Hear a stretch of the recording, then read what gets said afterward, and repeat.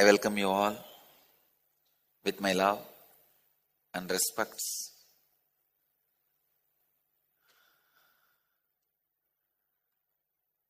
I welcome all the devotees, disciples, samajis, satsangis sitting with us around the world at this moment in 712 places through NTV, 25 places on two-way Nayana Diksha, video conferencing, in 214 cities in 34 countries.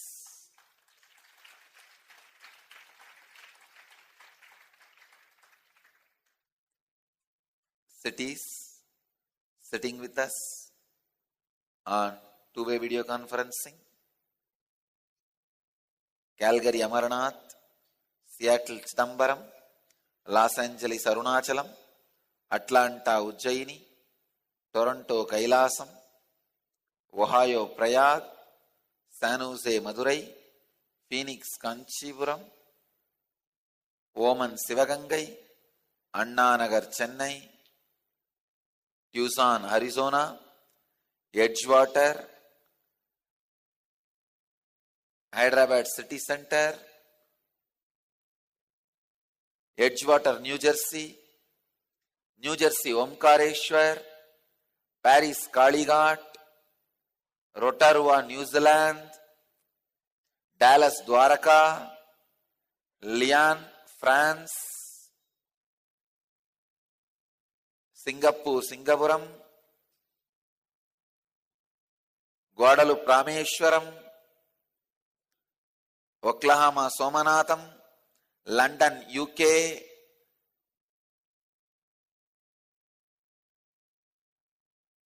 Charlotte Srisailam, and Ohio Prayag,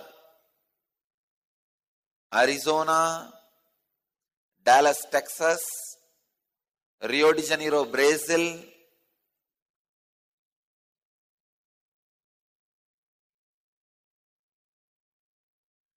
Vancouver Canada, Batu Caves Malaysia,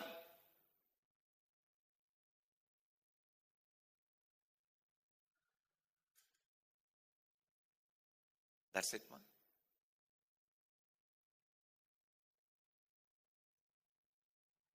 Thiruvannamalai Arunachalam,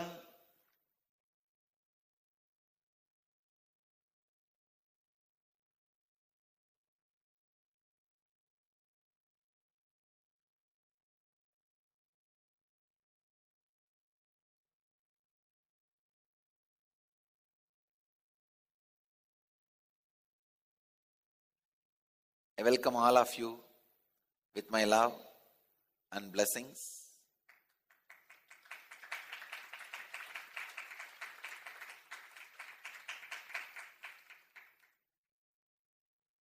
Today's satsang is specially on Kailash.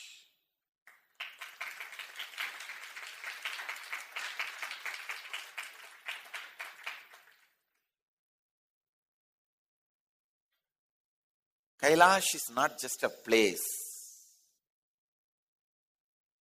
It is a statement. Shiva makes about himself. Understand the whole grandeur of the place, whole energy of the place,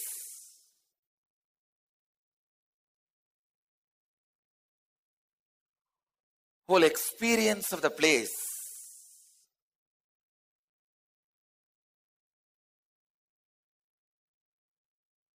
So amazing.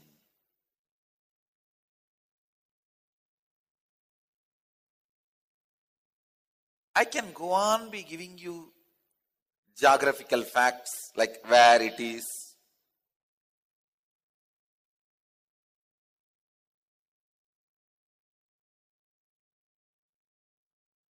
altitude, so many other things.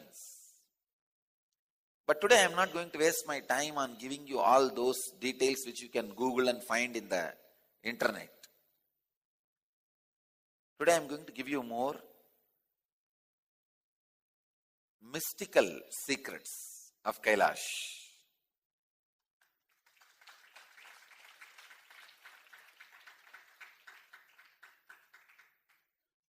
See, recently I read news. One of the billionaire in India built his house spending $1 billion. 1 billion rupee. No, $1 billion, yes. 1 billion US dollar is spent. In Indian value, something like a 4,500 crore. Just to build his house, residence. When I read the news, I was wondering, why will anybody on the earth make a house for 4,500 crore? It is not his house. It is more like a statement he is making about himself. I can say the same way. Kailash is not just the abode of Mahadeva, Devon ki Dev, Mahadeva. It's a statement he is making about himself.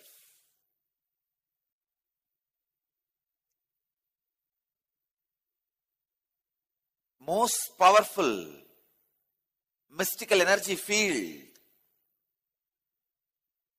most powerful spiritual energy center.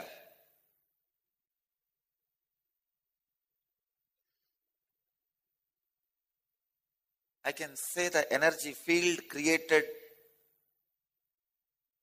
by the collective efforts of 1 lakh enlightened beings. At least 1 lakh enlightened beings have left their bodies there. Please understand. When a rich man dies, he leaves his wealth and dies. Same way when an enlightened being dies, all the blissful bio-memories he leaves and dies. That's the greatest wealth he leaves for the world. That is why I tell you, whenever you get a chance, even if you suspect somebody may be enlightened, and if you get a chance to be there when he leaves the body, or after he left the body in his samadhi, don't miss it. Because when enlightened beings leave the earth, they leave a huge treasure of positive bio-memory.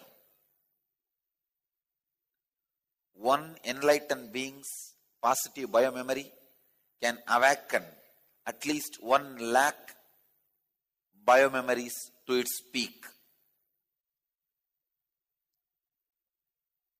Then understand, at least 1 lakh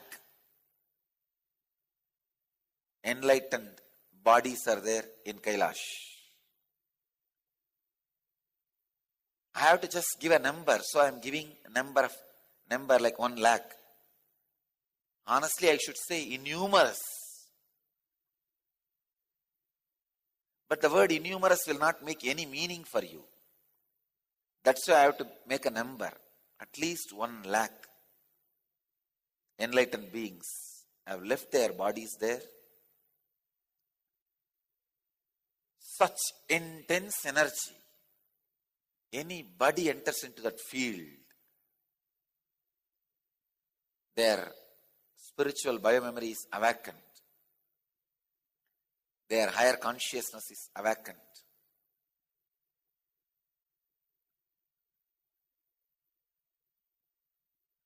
The whole cosmos is administered, managed from the Kailash center. Please understand, each energy, great master Aurobindo says, each energy, like energy of wind, energy of ocean, energy of sun, energy of moon, Each energy is an independent intelligence. It is a personification of independent intelligence with which you can connect, which responds to your thoughts, prayers, questions, queries.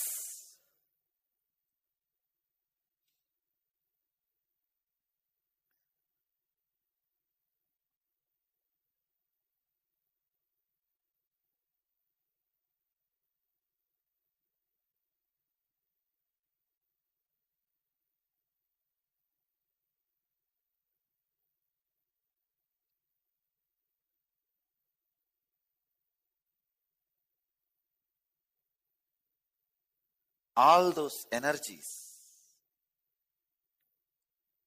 the energy of wind, energy of ocean, energy of sun, energy of moon, all of them are centered in Kailash. From Kailash, they administer, control the whole planet Earth.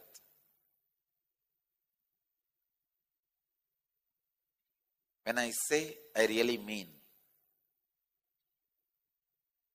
It is from Kailash, everything is administered. Please understand, just like a person who lives in America, he is so American-centered, many times they don't even believe outside their border human beings live on planet Earth. Because even if their football match, they call it as World Cup.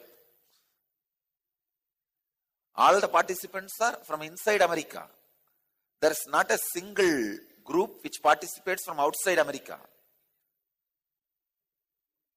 Because they don't even believe outside their country human beings live.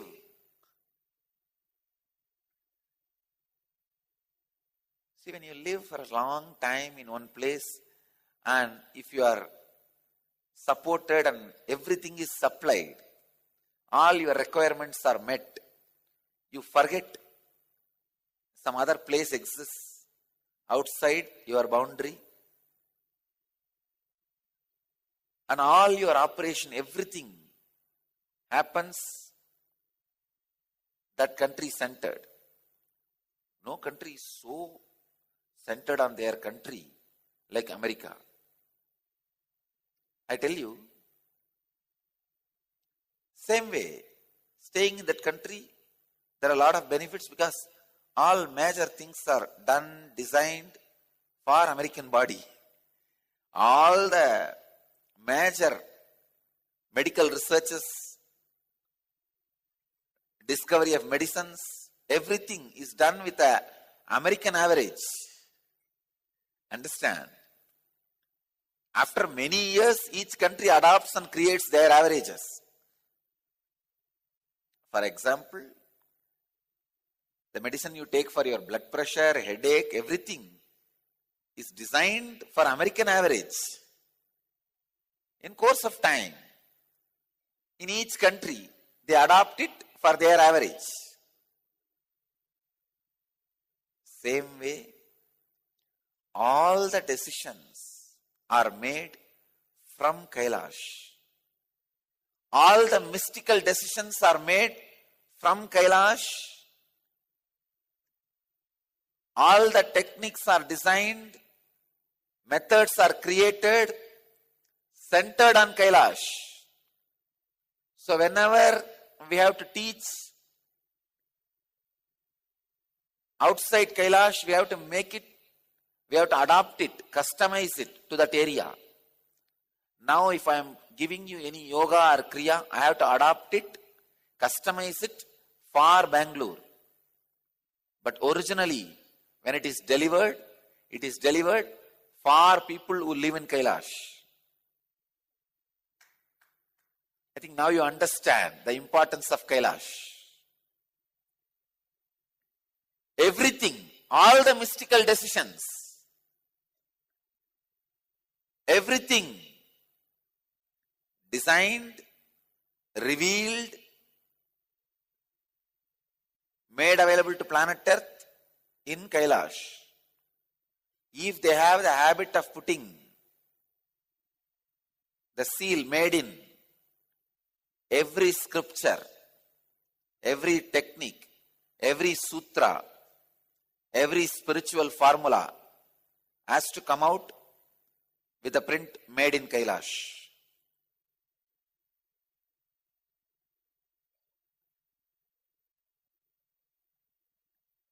That is the place where everything originates. The science of inner awakening, science of enlightenment, everything. All the yogic powers, siddhis, everything, everything. When I say everything, I mean everything.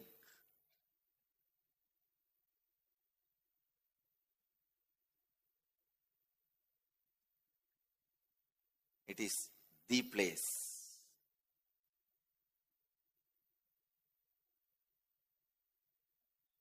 I can say this is the eternal ground zero. Maybe I can coin a new word, ground infinity. As the ground zero word looks more empty, I can say ground infinity.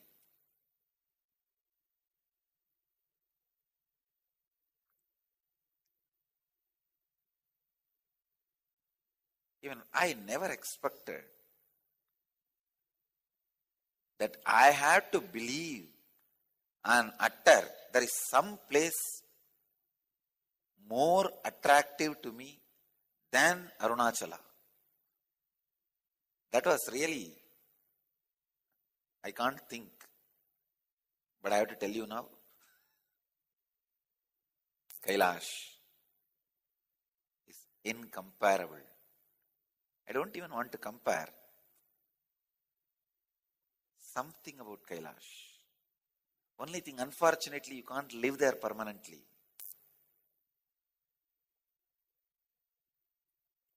If Kailash was politically inside India, I guarantee I will not stay in any other place.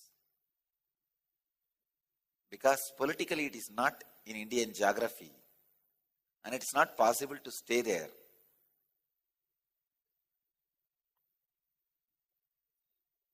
I have to come out.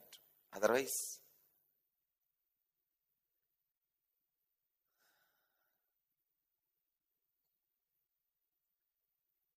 you don't even need to be a seeker to experience Kailash.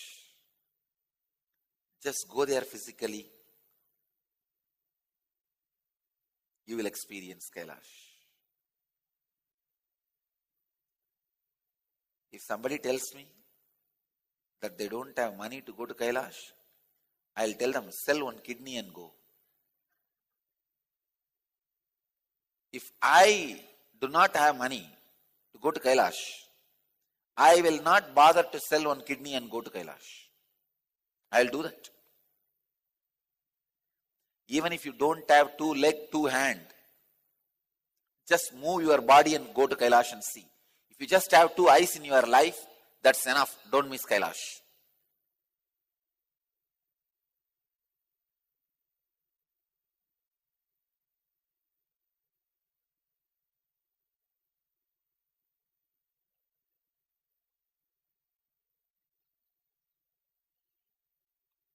If you can, go.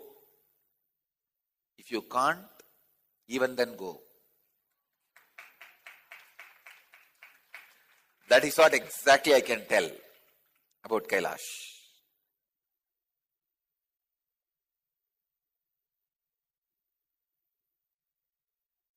Literally, that is the place where Shiva walked when he was in the human body. Even now, his presence stays centered in Kailash. From there he operates. Whenever he wants to assume a form, he assumes, but the center stays in Kailash. Like whenever I assume the body, I operate, but my center stays in the banyan tree. Keeping banyan tree as my center, I operate. If after every night I pass into samadhi, next day when I get into my body, I enter the banyan tree first. From banyan tree only I enter into my body. So when I leave my body to rest, when I fall into samadhi, I'll keep the remembrance based on the body's distance from banyan tree. So it is from banyan tree I operate. Same way, Mahadeva, Shiva operates in Kailash. Kailash is his center. He assumes different bodies in different frequency. Sometime in physical plane, sometime in subtle plane, sometime in the causal plane, sometime he is in Nirvana Sarira, bodiless space, but he is centered in Kailash, the physical Kailash. Devi, Parvati, is centered in Manasarovar. Manasarovar is the pure Devi energy, which is the source of all the holy rivers of Hindu tradition. Ganga, Yamuna, Saraswati and Brahmaputra. All the four rivers originate from Manasarovar.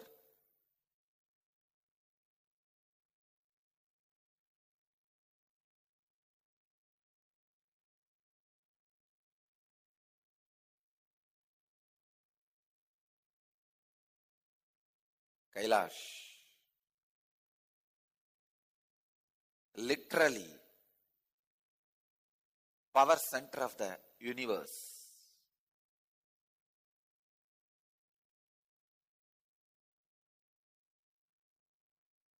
Literally the energy center of the universe.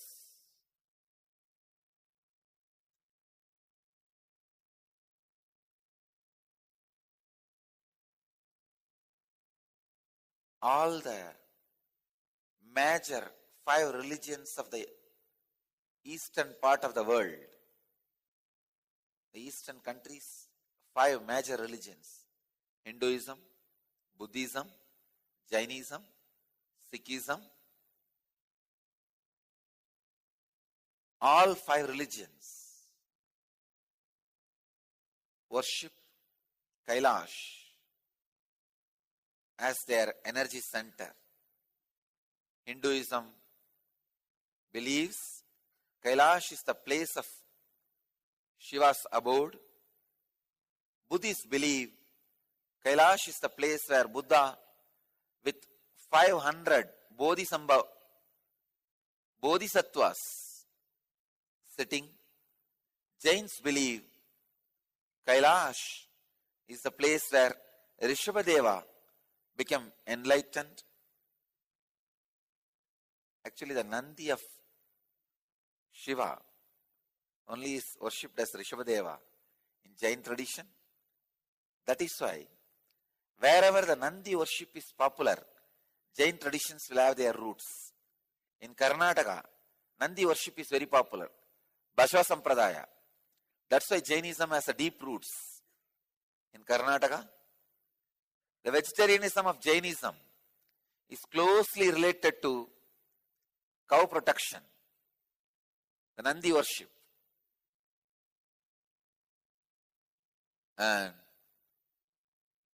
Tibetan Buddhists respect Mount Kailash as the center of the universe. Sikhs also worship and believe in Mount Kailash. One of their guru achieved enlightenment and left the body.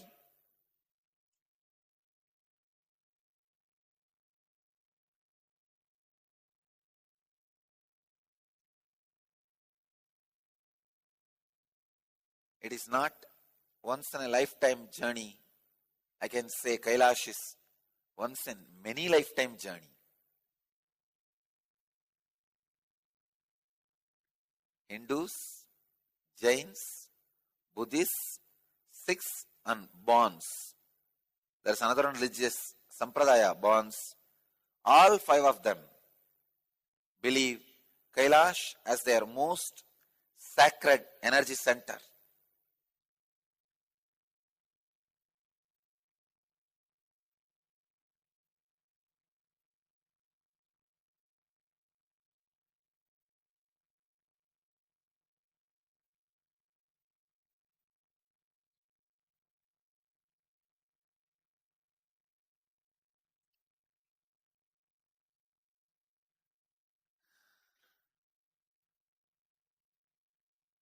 How much I can describe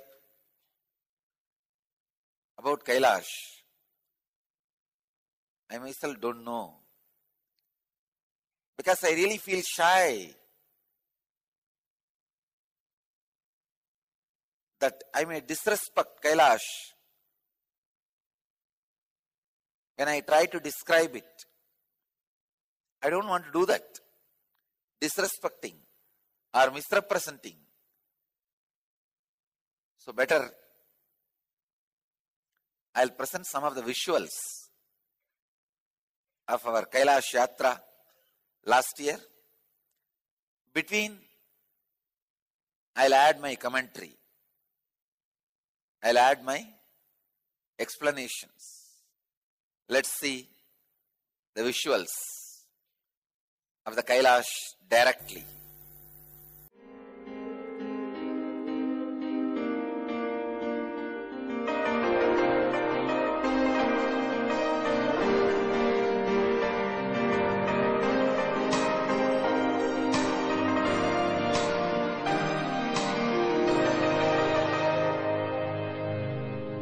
Where are you guys going?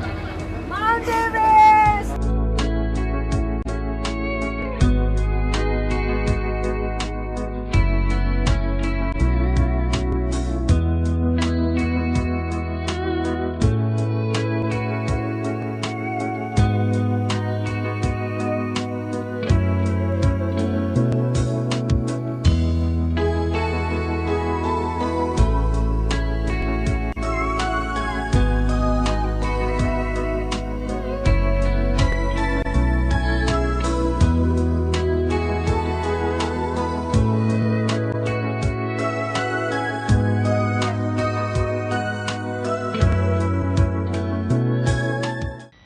Kailash is not a place, it is a statement. Kailash, land of wind, snow and cosmic mysteries. Revered in all Eastern cultures as the abode of the divine, Kailash has attracted the fearless and the devout since time immemorial. The sacred origins of Kailash are lost in timelessness. Hindus regard it as the dwelling of the Supreme, Lord Shiva and his consort Devi. Tibetan Buddhists believe this mountain to be the abode of Buddha Chakrasambhara. Followers of the Jain religion worship Kailash, which they called Ashtapada, as the place where Rishabhadeva, their primary spiritual guide, attained liberation. In Hindu scriptures, Kailash is revealed to be the earthly manifestation of Meru, the legendary mountain which is the source and axis of the universe. Hindus consider Kailash so sacred that a single parikrama, going around the mountain just once, is enough to destroy all karmas and grant one the ultimate liberation. No spiritual seeker can afford to miss Kailash. Over the centuries, the greatest spiritual masters have travelled to this remote spot in the mountains for a vision of sacred Kailash, including the Buddha and Adi Shankara, the 12th century pioneer of India's Vedic Renaissance. Kailash is not just a place, it is a dimension of the pure, formless, superconscious energy which gave birth to the universe. To journey to such a dimension with an avatar, the most powerful human transmitter of superconscious energy on this planet, is indeed the opportunity of many lifetimes. I've wanted to go to Kailash for about 15 years, and several times I had tried to make some arrangement to go, and each time it didn't work out for some reason. And then about 3 years ago I met Swamiji, and everybody was talking about the Himalaya Yatra already he had led, and that the next one was going to be Kailash. And then at that time I realized I had been waiting only to go with him. So no, I never considered any other agency or any other leader, because only I wanted to be with him at Kailash. It's not a question of which agency would make a good tour. It was the presence of Swamiji that would make the Kailash completely a Shiva experience, which is what I wanted. Gokarna Forest Resort, Kathmandu, Nepal. The Yatra team checked into the beautiful resort, set in the temperate Gokarna forest. This former private royal hunting grounds of the King of Nepal is a majestic mix of Mala period architecture and Rana period lodges that blend harmoniously with the surrounding nature. That evening, Swamiji held a session in the resort where he revealed the sacred secrets of Kailash. Pashupatinath Temple, Eastern Kathmandu. The group spent the first 2 days acclimatizing to the new altitude and spent the day visiting Pashupatinath Temple. Set in Eastern Kathmandu, it is the biggest Shiva temple complex in the world, with 492 temples and more than 1,000 Shiva lingams. The Pashupatinath Temple is a pagoda-style temple with a golden roof and has been a religious site for both Hindus and Buddhists for over 2,000 years. The group started off the day on boats with breakfast from Swamiji's own plate.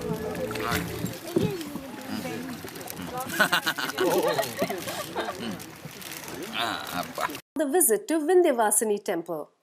In Pokhara also, from there we went to this place called, which was the hometown of Devi's parents, right? Vindhyavasini was the temple's name, and so we went through and we saw the place where actually Devi's relatives used to stay, right? And that is the place from which they traveled to Kailash, and on the return is when Devi was born, right? So deep secrets about the place in Nepal. The temple is situated in the heart of Pokhara. Vindhyavasini is worshipped as the mother goddess who fulfills the wishes of her devotees. The group found ample time to chat with Swamiji on this trip. Among fascinating tidbits that Swamiji revealed, one was about saligramas. Saligramas are regarded as embodiment of Vishnu energy. Swamiji explained the formation of the saligramas and also said they had life in them and had the capacity to extract pain. Lumbini. So Lumbini, birthplace of Buddha, and Buddha's actually one of Swami's favorites. So he was in his elements in Lumbini.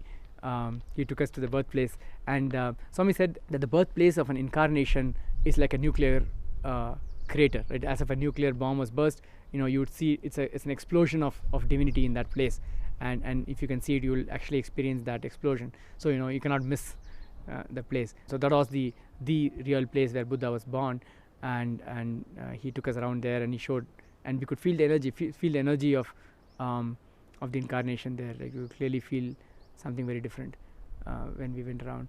And again, Swami made us take photos. Like we had photos with Swami with Lumbini in the background. Lumbini turned out to be a very high energy place.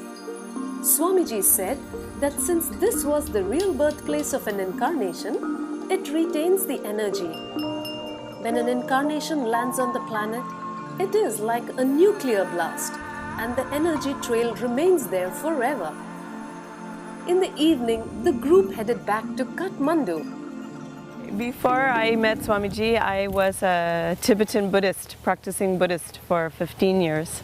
And Kailash is sacred to the Buddhists, especially the Tibetan Buddhists. And so always I had the aspiration that I would make one yatra before I finished this janma. And it never worked out to go with any Tibetan group. And then when I met Swamiji, then he really, to me, is emanation of Shiva. Really, he is embodiment of Shiva. And then I understood that I had been waiting for him only. That's why I never had been able to complete the yatra before. So for me to travel with Shiva to Shiva's own place, that was the perfection of a yatra for me. Back in Kathmandu, the group started the day with a photo shoot with Swamiji against the lovely backdrop of hills and valleys that surrounded the hotel. Later, the group visited the Nilkant Vishnu temple. This temple has an amazingly huge statue of a reclining Vishnu. Jalnarayanan Swamiji told a beautiful where Mahavishnu will be lying on Adishesha, and usually he will be lying on the side post, right? In this Jalnarayan he would be facing the sky, and the deity itself is such a way that it's like the Adishesha and the Narayana are more like intertwined with each other, more close to each other, and such a friendly closeness was exhibited in that deity. So it was such a beautiful experience to even see that, and that deity used to float on the water, but due to the many invasions, some chemicals has been induced, and it now don't has the capacity to float, but that was the main thing of that place. Travel to Nilam in Tibet. The day was spent traveling to Nilam in Tibet. Though there was a long wait at the Chino-Nepal border into Tibet, the drive was well worth the wait. Incredible beauty and grandeur greeted the wonder-struck eyes of the visitors. Misty mountains dotted the landscape of Tibet. Clearly, Shiva found the best place on the planet to make his home. Drive to Mansarovar. Finally, on the way to Kailash and Mansarovar, with stops at Brahmaputra River and Om Parvat. Brahmaputra has the dubious distinction of being the one river to flow against the slope of the ground at many places. This characteristic earns it a male name, the only such river in the Indian subcontinent. The group stopped at the mountain Om Parvat for lunch, also known as Adi Kailash or Chota Kailash. Om Parvat has the natural imprint of the word Om. Swamiji stated that Devi performed the Aksharabhyasam for Lord Ganesh on this mountain. Mansarovar, the place of Devi's birth. To the utter disappointment of the group, Mount Kailash was covered by clouds, had not been visible since the past few days. I'll call the cloud now.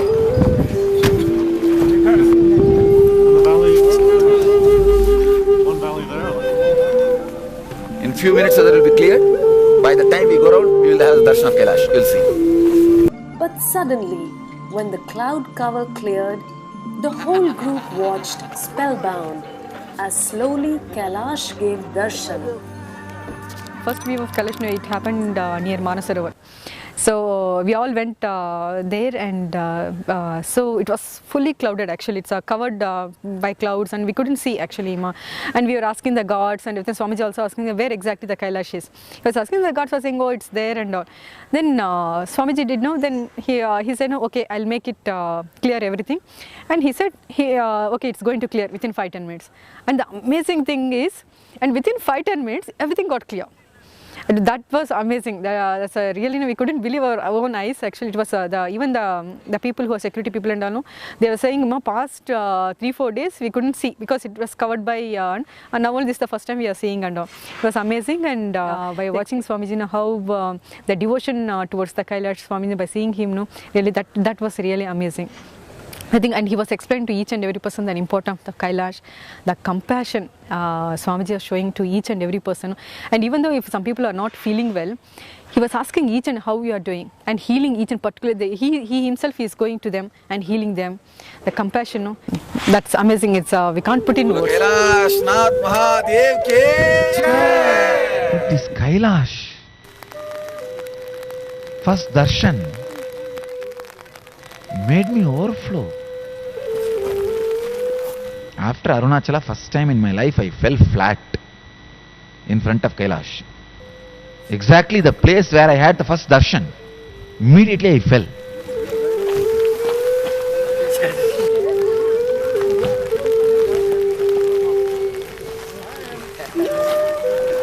After seeing Kailash, I thought, oh God, what a mysterious wonder is being expressed so physically. What a statement delivered by the cosmos in stone. The ultimate mystery in stone. The group retired into their comfortable tents for the night. The next day dawned with a clear sky, and the group had a magnificent view of the south face of Mount Kailash. The group left the Mansarovar camp to another spot with the east view of Kailash. Here, a Tarpanam was done.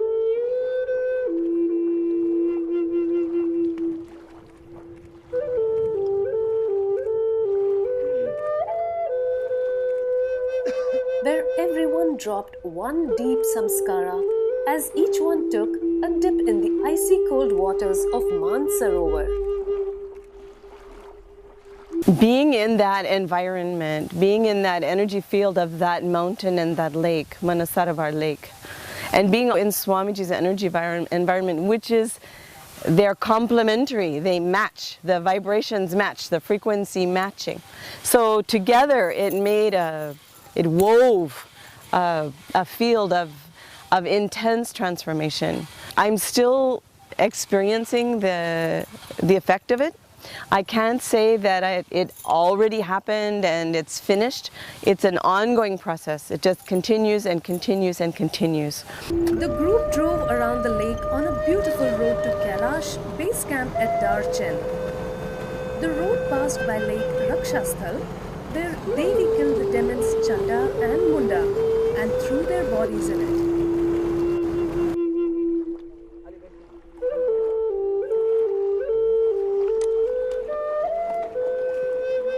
Drive through Parikrama Path to Yamadwar. The most memorable day of the trip was the drive to Yamadwar that lay on the Parikrama Path. Here, people leave footwear and horses before proceeding to Kailash.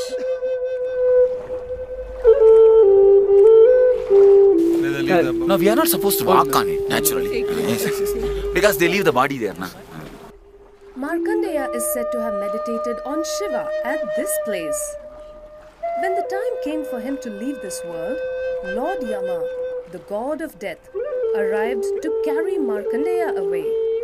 Instead, he was shocked when Lord Shiva intervened for his devotee and kicked Yama to protect his devotee. Next, the group made their way to Ashtapat, which had the closest view of Kailash. The group spent 8 hours meditating, and which culminated with energy darshan by Swamiji. The next day was time to start the return journey.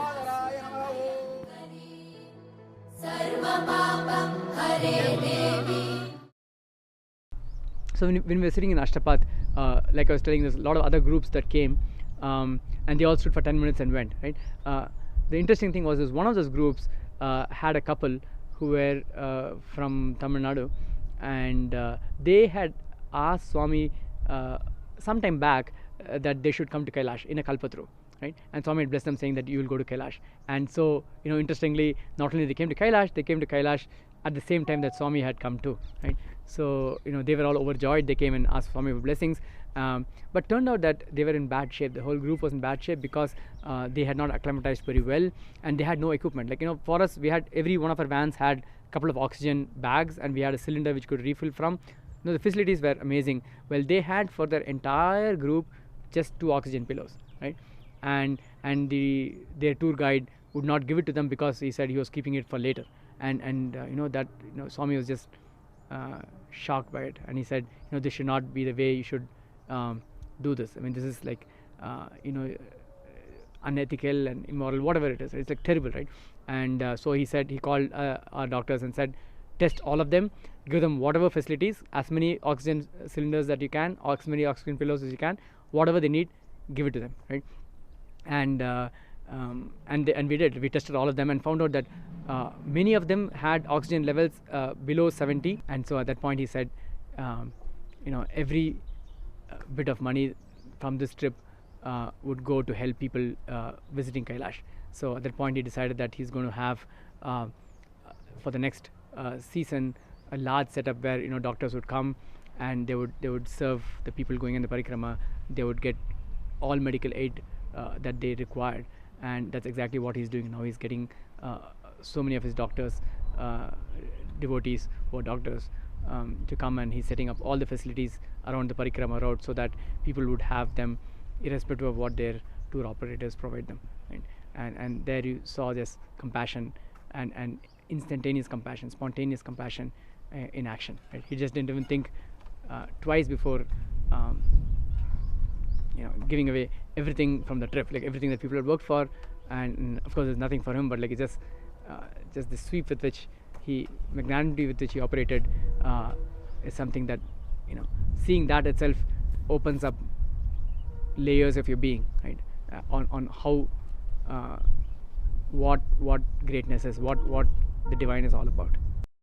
Only with a master, when we go, it is authentic. Like when we go with a master, he says, okay, now I am going to take you to Kailash and you will see Kailash, means it is happening, and it has happened already. Because when master is there, he shows what you need to see. Don't miss it. Don't miss it. It's a divine place. It's out of the world. It is out of the world, and no one should miss it for any reason. Right? If you can, do go there. If you can't, then also go there. Don't miss the place, and go with the master. The Kailash mountain is not a mountain. There are lot of master samadhis are there, and even Shiva himself is there. Unless we go with master, you won't get that experience. Being in that environment, being in that energy field of that mountain and that lake, Manasarovar lake, and being in Swamiji's energy environment, which is, they're complementary, they match, the vibrations match, the frequency matching. So together it wove a field of intense transformation. I'm still experiencing the effect of it. I can't say that it already happened and it's finished. It's an ongoing process. It just continues and continues and continues. Dates of 2012 Kailash Yatra: 27th July to 14th August, full trip with Swamiji. 23rd July to 9th August, 2 days with Swamiji. Sign up at www.nithyananda.org. For inquiries, email n.yatras@nithyananda.org. Contact in India 91 77609 80635. In USA 1 909 908 4996.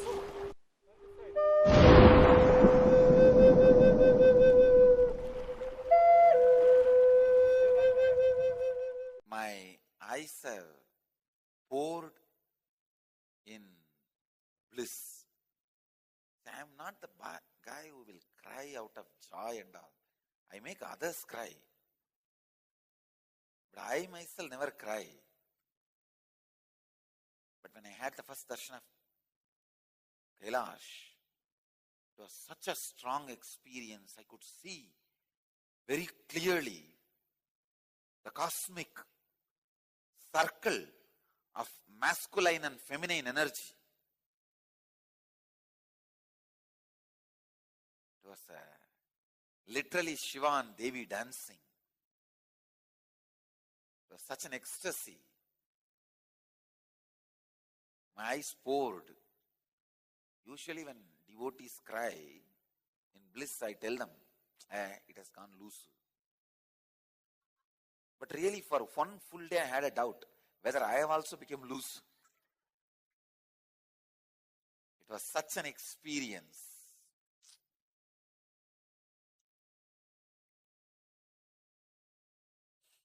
The first darshan was, and one more important thing. First, when we went, it was cloud. 5 minutes, I said, within 5 minutes the cloud will move. It moved. Then I said, till we leave, no question of cloud or covering. Until we left, almost 4 days, there was never ever cloud again on Kailash. We were able to see Kailash completely all over, from wherever we went. The day we came down, within 24 hours, again cloud covered, they put the screen, and for next 15 days people were not able to see Kailash.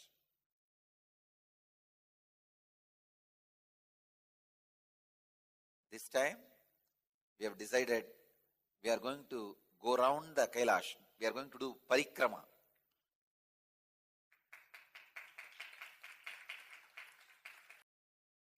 As I said, how much ever I describe, I feel shy because I am not doing the job properly. How much ever I try to describe, it will only be very, very, very lower than the reality. So, I can only tell one thing. Visit. Have darshan. Only then you can understand what it really means. So I invite all of you to Kailash, to experience Kailash.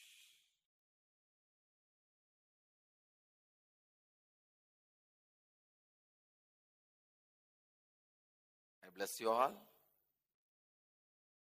Let all of you who are sitting with us around the world at this moment, 1048 places through NTV, 25 places two-way Nayana Diksha, in 284 cities in 37 countries.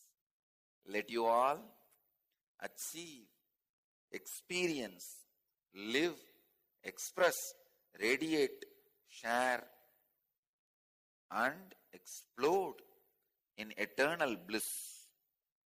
Nithyananda. Thank you. Dates of 2012 Kailash Yatra: 27th July to 14th August, full trip with Swamiji.